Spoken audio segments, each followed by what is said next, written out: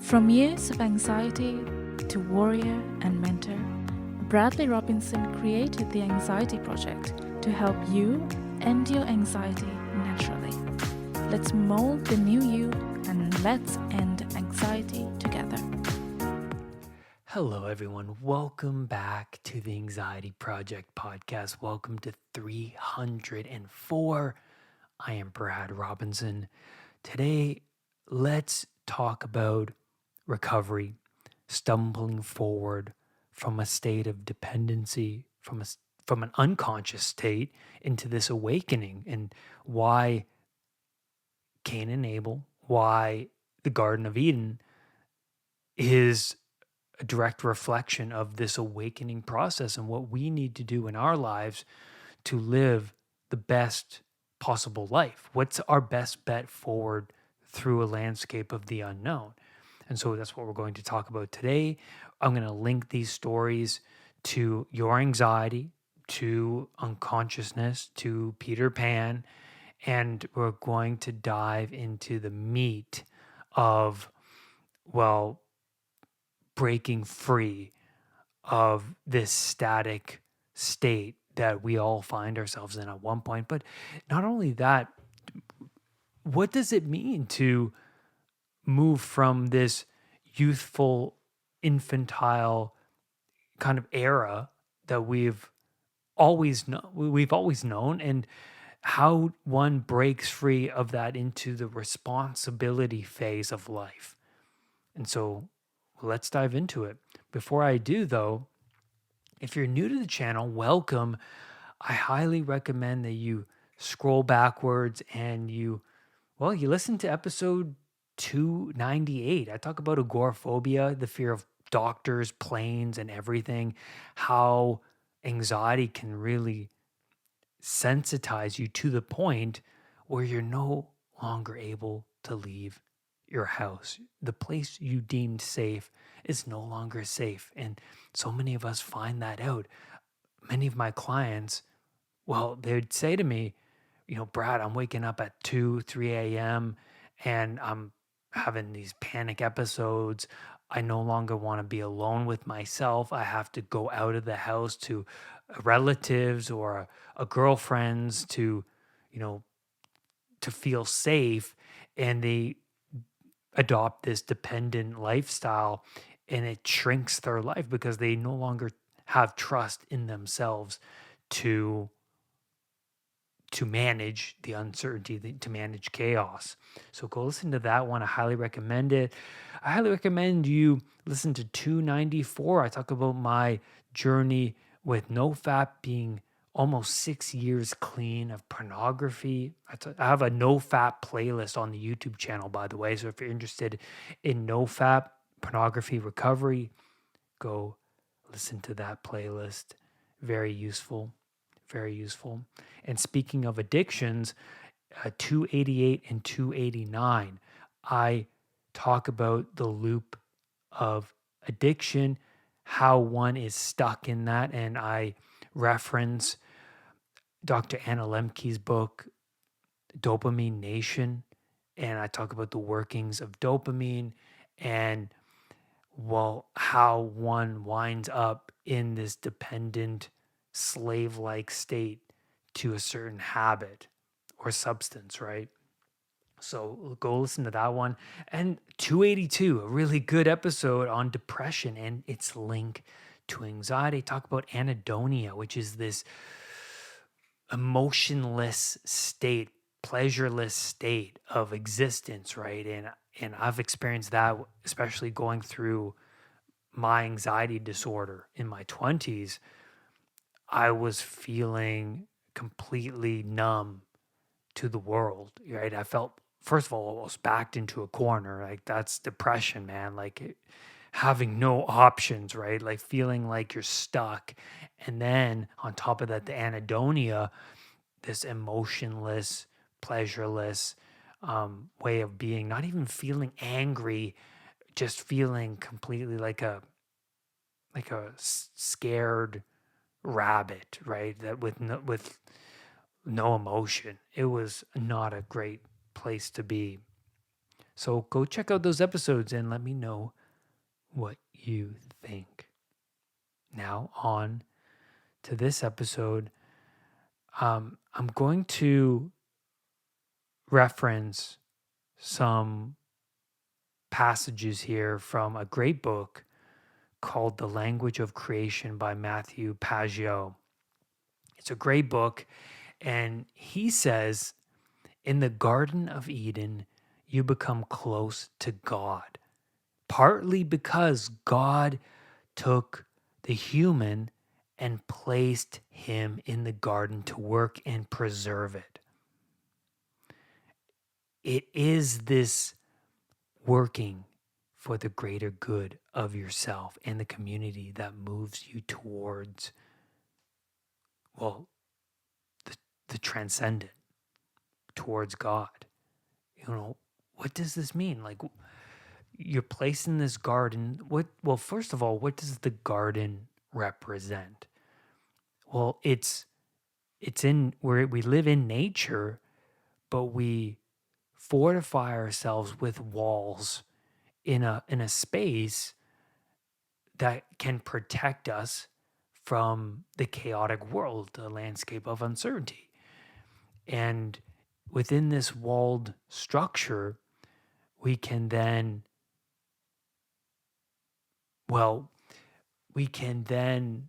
not just protect ourselves, not just protect our families and communities, but we can then expand our knowledge outwards towards other things rather than merely focusing on our survival. We can think about more broadly. We can think about the abstract unknown without being petrified by it, right? At least we have some sort of wiggle room to do that. And so, what does this mean, though, to preserve, right? To preserve. And to preserve something is to keep up with what is in constant decay. Think about that.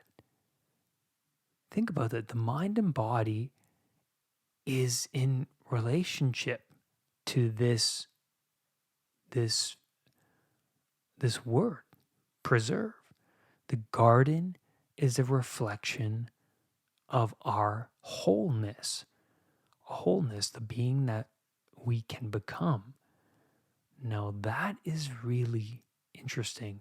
Now, Matthew states in his book, a small amount of work would counterbalance the irrational excess of nature. And so that's interesting, right? That sounds to me like, well, nature is chaos, and we have to work to stave off chaos. We have to make sacrifices to stave off chaos, right? We do. You know that right now in your life. You're aware of time. So being aware of time means, look, I can't give in to instant gratification now, because me down the road, that person's going to end up in a bad place.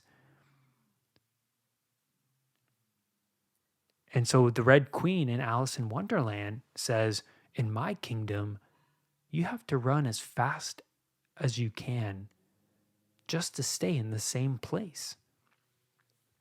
Now, just having a baby 3 months ago, I certainly feel that's more of the case now in my life, where I have to constantly clean up the place. Because one day, if I work really hard, the place is very clean. The next day, things get put there, crumbs get, put on the floor, things get untidy real quick, and then you got to keep up with the chaos all the time. And just to maintain a certain state means you have to work exceptionally hard. And so, like my mind and body, I have to work really hard to keep up with what would you say, the quality of my life, the quality of my mind, my sanity, to feel a certain way. Yeah, I'd have to work really hard. I have to work harder, and I'm not doing enough, by the way.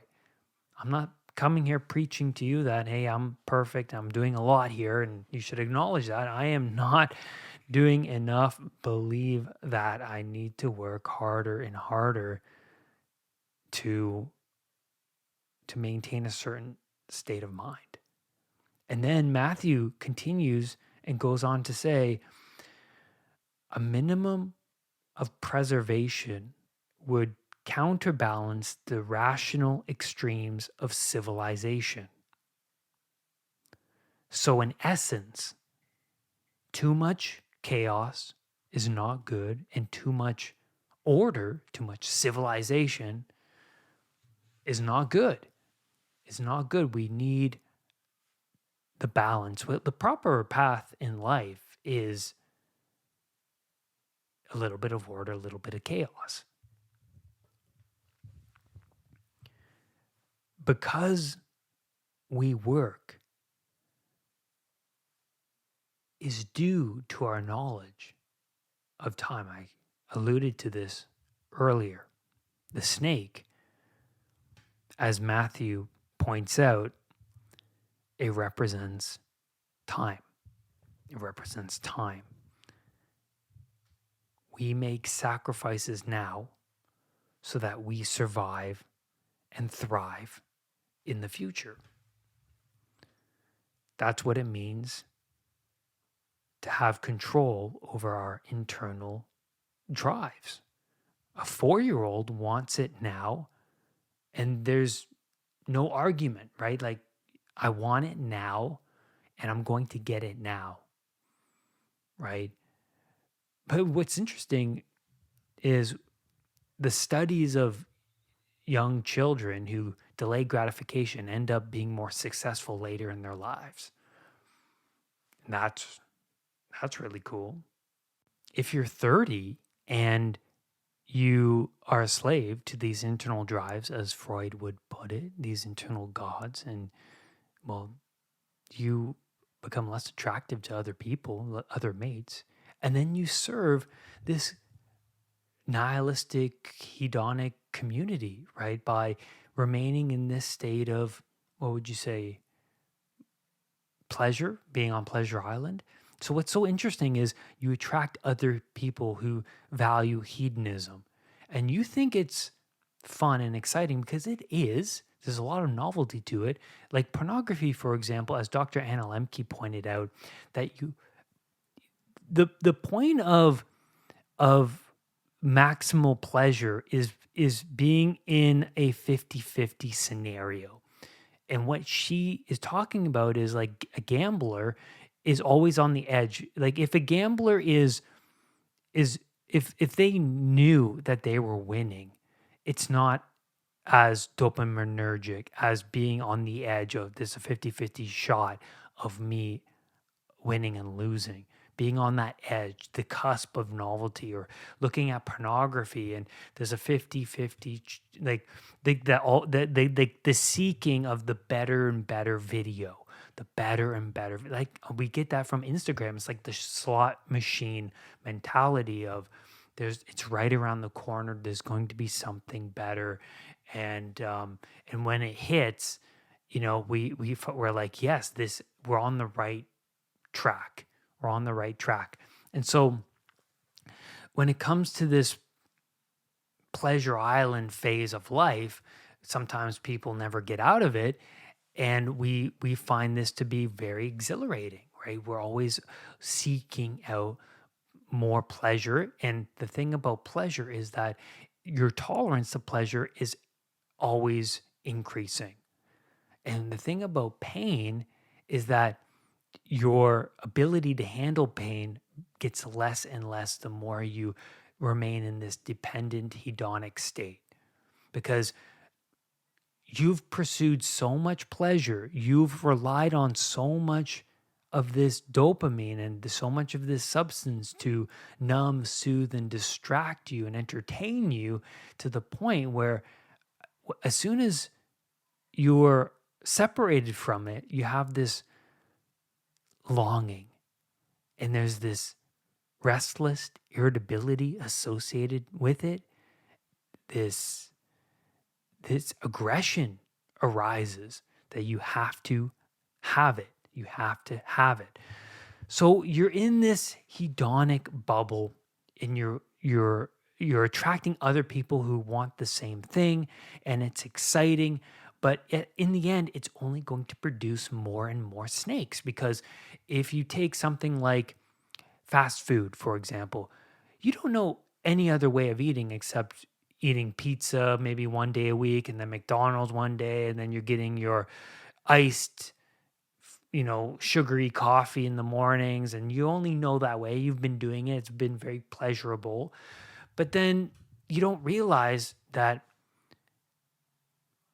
your inflammation in the body, so like your knee pains or your headaches are associated with it. You don't realize that. Or your irritability or your fatigue, foggy mind is associated with it. It's only when you make that leap of faith and you sacrifice the iced coffees and the McDonald's and the processed foods, and then you realize, wow, so many of my other problems are resolved because I just changed this one area of my life. And it's the same thing with staying up late and the alcohol and the partying and the social media being another. When we eliminate that, we don't realize all the snakes associated with it. And then a really interesting thing I learned from Jonathan Pajot, which is Matthew Pajot's brother, he said something interesting about Snow White and the dwarves being half men. Half men. That's why Snow White is not attracted to the dwarves. She's attracted to the prince, right? The prince who has all of himself put together in a manner, and that's what's attractive to women. The dwarves are half men, so they all embody some internal deity that can take control over us, like anger and like happiness, or like hedonism, and you know you know the dwarves all embody a certain internal deity. I don't remember all of them. I'm actually kind of curious right now. I'm going to quickly pull it up on the internet. So there's Doc, who wears glasses, and so he's kind of like the hyper intellect. And then there's Grumpy, and then there's Happy, and then Sleepy, and then Bashful, Sneezy, Dopey. So yeah, so they each embody, an internal deity. And it's so funny because she's not attracted to them. She's attracted to the individual, the man who has all of these drives. He's closer to wholeness, as Carl Jung would point out, right? Like wholeness is the harnessing potential. And then there's Captain Hook, who is another kind of like half man in a lot of ways, and literally he's part man because time, the crocodile, took a piece of his hand, right? And who he's being chased by time. That is so cool. There's this crocodile with the clock in its stomach, and you never really think too much into it, right? Like, if you really sit down and think about it, that is so strange. There's this crocodile with a clock in his stomach chasing this tyrannical pirate. What is happening here? And so you cannot remain in unconsciousness while at the same time being aware of time. But Captain Hook's trying so hard to avoid reality. Like, he can't step off the boat. He's always looking over his shoulder. Because it's like doing something wrong in your life. You're always looking over your shoulder, like you've committed a sin. That's what Captain Hook has done. He's committed a sin. He refuses, he's willfully blind. That's what a tyrant is, willfully blind. Willfully blind. And he refuses to resolve that which threatens and looms over him. And so he remains in this tyrannical state of being. He's refusing to confront reality. That's what time is. Time is going to take a piece out of all of us. We're going to reach a stage in our lives when we're hitting 30, especially, where we say, well, man, what am I going to really do with my life? Like, I'm getting older. Do I have a good relationship? Do I have a job? Am I giving back to the community? Am I pursuing enough novelty, healthy novelty in my life, or do I have enough structure and stability in my life? Usually it's the structure and stability part that people lack. And so that's a problem, a big problem. And so reality at some point is going to take a bite out of you and wake us up to all of our vulnerabilities. And that's the beginning of recovery. I call this awakening point the responsibility phase. That's what it is. In order to maintain sanity in this world and to stave off depression is to play the social game and not be an outcast. What is the game of society? And so, well, first, let's define outcast. Well, we can do that at the same time. Well, being an outcast means to be isolated, awkward, being a victim, being a perpetrator, being a tyrant, right? Like Captain Hook. It's necessary to be a part of a community, right? Like Christopher McCandless in the movie, but also from the book, Into the Wild, he ventured away from his society, right? All he saw around him from his father, or both of his parents, and then just the world, he felt like he needed to move away into gain life experience. He wanted to separate himself and depart from culture, because culture he saw like culture's not my friend. He was awakened to that. But what happened by the end of the book is he ate some poison berries while he was in Alaska living off the land alone. And we see here that he ventured from too much order, and then he ventured into too much chaos, and the chaos consumed and killed him because he ended up dying. And so he wrote down in a journal, happiness is only real when shared. And he realized that. You know what? I made a mistake. I realized something. It wasn't really a mistake. Well, it costed him his life. I understand that. But he did learn a hard lesson, which was, I realized that, perhaps a family, perhaps a simple life would have been ideal. He got lonely. He felt isolated.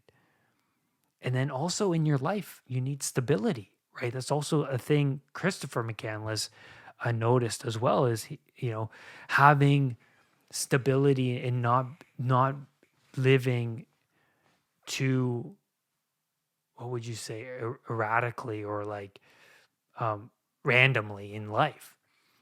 And so that's really important. You need routine. You need novelty too, because too much order is not good. You need to continuously learn and grow and expand yourself in the world. You need a job. You need a partner. You need a side project. You need exercise. These are the necessities of life. And so being too much of an outcast is, well, you see them on the street corners, right? They don't have anything. Their life is so bloody random. They have no stability and they're living in chaos that is very, very unappealing and unattractive, right? You just don't want to go anywhere near these people, right? And look, it's no joke, right? It's no joke. Acknowledging time means to admit to our own vulnerabilities and fallible nature. We have limited time here on earth and we die.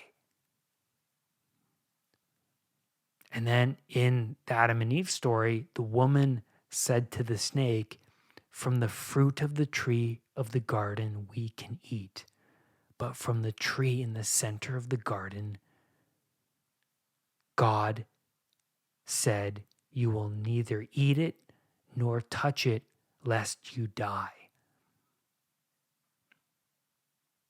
The Ark of the Covenant is a reflection of this. What does this mean? Well, move toward the sacred at your own peril. At your own peril. Imagine that you're doing everything wrong in your life. And nothing's working for you.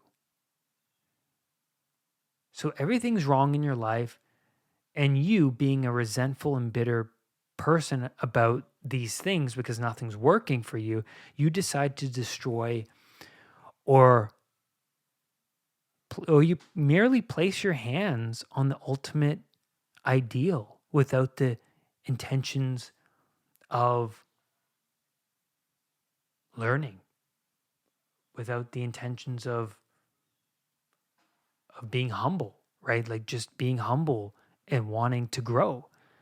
That's the thing. First, the ultimate judge is success. That's the ultimate judge. No, but it's not just financial, right? It's not just financial. I mean, you come into contact with someone and there's something about they harness something that you've yet harnessed within yourself. Financially or physically, like good health, they look strong and physically fit, or they're very knowledgeable, they've read a lot of books. That's the thing about myself is an ideal for me is someone who's very well educated, who's read a lot of books. And I'm like, man, I could be doing more of that. I thought I'm reading a lot, but look at this person. I have a lot more work to do. That's humility. Or, hey, I got to go to the gym more. I got to make that more of a routine and more of something of value in my life. And so we admire these people, and it's hard work. So that's why it's easy to shake your fist at them and curse them, because it's easy to do that. To follow in their footsteps is very difficult because you got to give up. Well, first of all, you have to admit that, man, you're insufficient and you have a lot of work to do within yourself. And then the second thing is, man, it's going to take me a long time of very hard work to get to that position. And that person who's successful, that's Abel. That's Abel in the Cain and Abel story. And Cain is the bitter person not harnessing any potential. And Cain, he builds up his own beliefs about the world and ignores anything that contradicts his beliefs. But beliefs erected on weak foundations will crumble. And that makes you awake, and two pathways open. The first pathway is, well, you can deny any view that contradicts your own, or two, you can be humble and listen, and maybe there's something to learn. Maybe Abel has something to teach you. Maybe if you ask him, hey, Abel, what are you doing that's making things work out the way that they are for you? I'm here suffering. I need help. And getting down on your knees towards the ideal is the first step to recovery. And that's where I'm going to leave you on this podcast episode. Thank you, everyone, for being here, for being a supporter of the show. Remember, every Monday, I have a new meditation on Meditation Mondays. And last week, I actually have a meditation on the ideal, imagining someone that you find admirable in your life and bringing them to mind in a meditative state. And then it helps you to harness and be aware of their values. And so you can, well, hopefully adopt those same values. Rise above anxiety. I'll see you next time. My anxiety recovery program is available over at unpluganxiety.com. With the Know Your Brain audiobook, you will learn about the inner workings of your anxiety system. This will help you to better understand why you feel detached and out of control from this ancient brain structure. That's at unpluganxiety.com. Go there to learn more.